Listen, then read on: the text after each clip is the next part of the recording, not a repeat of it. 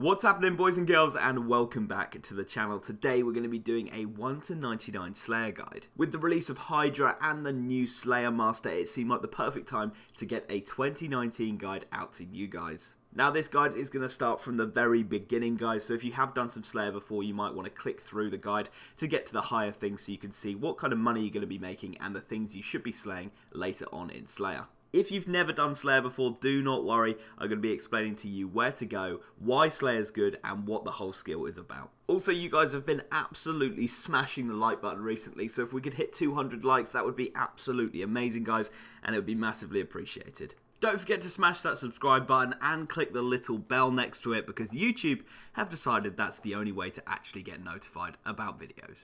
Anyway, I've rambled for far too long. I'm so sorry. Let's get into the Slayer guide. So if you're a new player or you've never done Slayer, you might have heard of it but have no idea what it is. I for one remember hearing about it and having no idea what it was because no one would ever give me an explanation. Well, it is super simple. Slayer involves you going round to certain Slayer Masters around the world. These Slayer Masters will assign you a certain monster that you have to go and kill. For example, the early Slayer Masters will assign you things like go and kill 12 cows.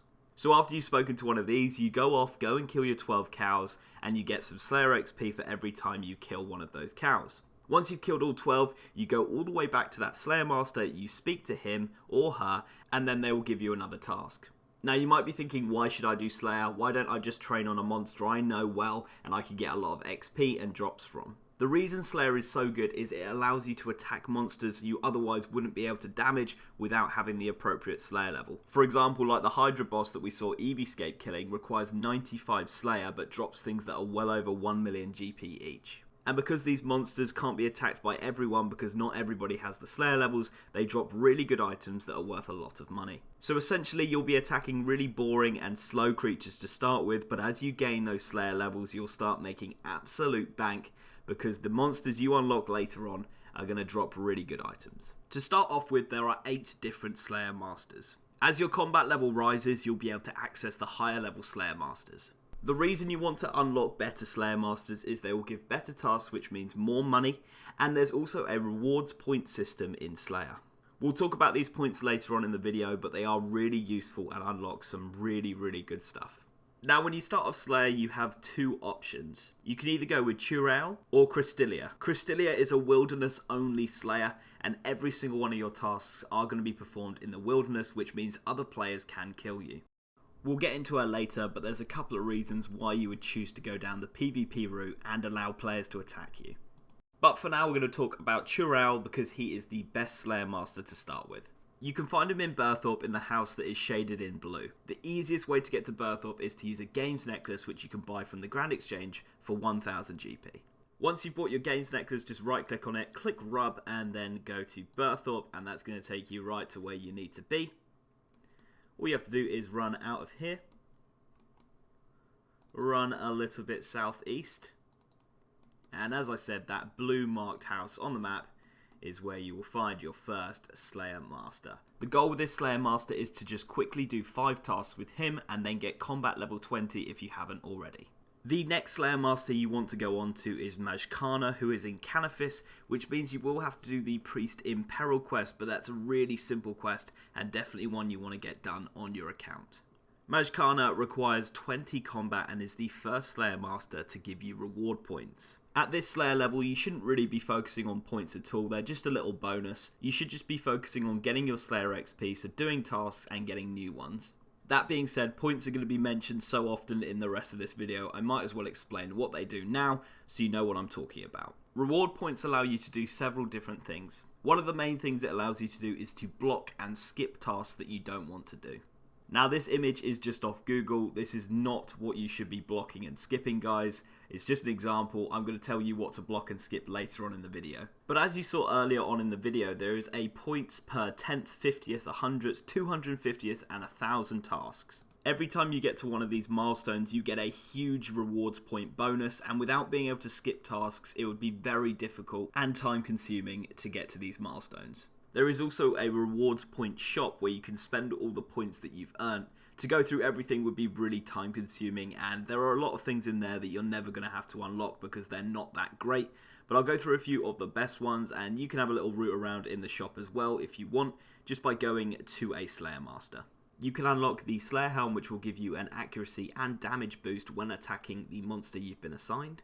You can unlock a Slayer Ring, which will teleport you to all of the main places where you can kill all of your monsters, so you don't have to worry about running around anymore. You can extend tasks that you really like or make you a lot of money so that you can continue to make more money while gaining experience.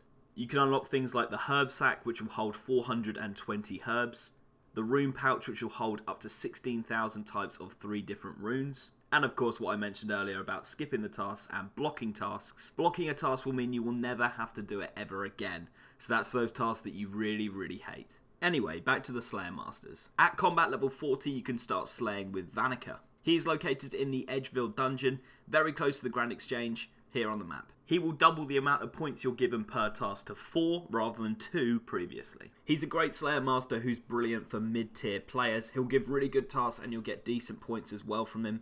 And because his tasks are fairly easy and quite small, it won't take you too long to rack up a few points. Now that you're getting to around 50, 60, 70 combat through doing Vanica, I would really recommend getting yourself a cannon. To use a cannon, you're going to have to have completed the Dwarf Cannon quest. It doesn't take long and it's really easy to do. But what a cannon will do is it will shoot cannonballs at the monsters you're attacking for your Slayer task. This will speed tasks up massively, but it is a little bit spenny. The cannon itself will cost you around 750 to 800k GP. And cannonballs fluctuate all the time, but they're currently worth around 200 GP each. If you have a little bit of extra money laying around, I would definitely recommend using this. It's going to give you so much more XP per hour and get tasks out of the way. At combat level 70, you'll be able to use Cheldar. Cheldar also has the requirement of Lost City, but Lost City is a fundamental quest and you definitely want to get that done, especially if you're level 70 combat, so definitely go ahead and do that quest if you haven't. Cheldar is located in Xanaris, and you can access Xanaris by going to the shed that you went to in Lost City, or if you've done Fairy Tale Part 1 and started Part 2, you can use any of the fairy rings to go straight to Xanaris. As the reward points start to get pretty good at this point, we'll start talking about the milestones as well. Cheldar will give you 10 points per task you do with her, and every 10th task you do with her she'll give you 50, every 50th task she'll give you 150, every 100th task she'll give 250 points, every 250th task she'll give 350, and every 1000th task she'll give you 500 points. At combat level 85 you can use Neve, or you can use Steve if you've completed the Monkey Madness 2 quest. If you've done Monkey Madness 2 and you know who Steve is, you probably don't need this guide, so I'm not going to mention him at all because there's loads of spoilers there and I don't want to ruin it for people who haven't done the quest. Neve is located in the Gnome Stronghold and has her own cave as well. The easiest way of getting here is to use the Spirit Tree by the Grand Exchange, and that will take you pretty much right here. As I said earlier, she has that cave right behind her where you can slay a lot of the monsters she assigns and other Slayer Masters can assign. Now Neve will give you 12 points for every task you complete with her, 60 for every 10th task, 180 for every 50th task, 300 for every 100th task, 420 for every 250 tasks, and 600 for every 1000th task. At combat level 100 you can use Dorado. You're also going to need 50 Slayer and you're going to have to have completed the Shiloh Village quest. Dorado is also the NPC you can buy the Slayer cape from when you get 99 Slayer. Dorado, Neve and Steve are all used by high level accounts. These 3 NPCs or Slayer Masters are more personal preference rather than one of them being correct. Dorado is located in Shiloh Village, and seeing as you have to do the Shiloh Village quest to get to him, you'll know exactly where that is. Dorado will give you 15 points per task, and for every 10th, 75, every 50th, 225, every 100th, 375, every 250th, 525, and every 1000th, 750 points. And that brings us on to Kona, which was only released today, so updates may change what I'm saying here, so it might be wrong. If that's the case, I will link a video up in the top right corner, and I will change everything that I say here. So if you come to this video and it's all wrong, there will be a video up in the top right corner. Give that a click, and that will explain everything new. Kona is located on Mount Karalm in the northwest part of Zaya. Unlike the other Slayer Masters, she'll assign you a task, but you'll also have to kill that task in a certain area as well. She requires 75 combat level to access, and gives 18 points per task, 90 per 10th, 270 per 50th, 450 per 100th, 630 per 250th, and 900 per 1000th. And this brings us on to Christie, who's in Edgeville and all of her tasks are performed in the wilderness. The reason people use Christie is because you can get mysterious emblems which are worth quite a lot of GP. Mysterious emblems are dropped at a different rate depending on what you're killing, but are worth over 120k each, so it means you can make a bit of extra GP while doing Slayer.